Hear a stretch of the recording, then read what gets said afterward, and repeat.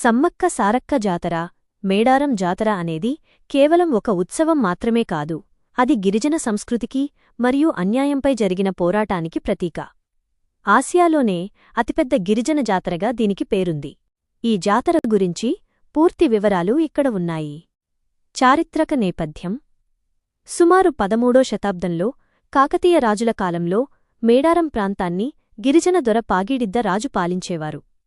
ఆయన భార్య సమ్మక్క. వారికి సారలమ్మ, సారక్క, నాగులమ్మ అనే కుమార్తెలు, జంపన్న అనే కుమారుడు ఉండేవారు.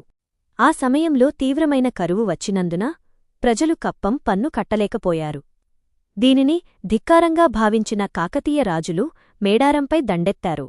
ఆ యుద్ధంలో పాగీడిద్ద రాజు, సారలమ్మ, గోవిందరాజులు వీరమరణం పొందారు.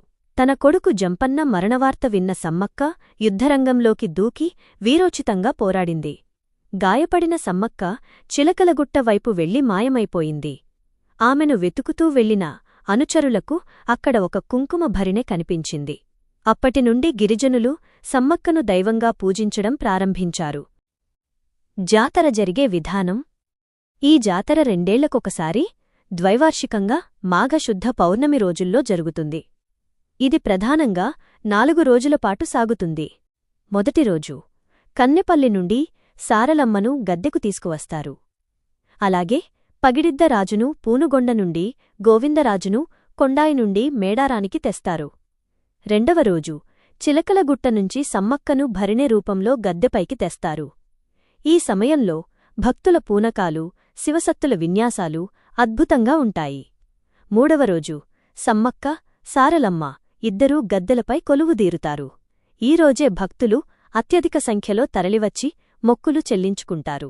నాలుగవ రోజు దేవతలను తిరిగి వనప్రవేశం, తిరుగువారం చేయించడంతో జాతర ముగుస్తుంది. ముఖ్యమైన సంప్రదాయాలు: నిలువెత్తు బంగారం, బెల్లం. భక్తులు తమ బరువుకు సమానమైన బెల్లాన్ని బంగారంగా భావించి అమ్మవార్లకు సమర్పిస్తారు.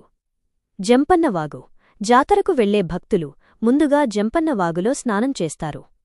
జంపన్న రక్తం వల్ల ఈ వాగు ఎర్రగా మారిందని నమ్ముతారు.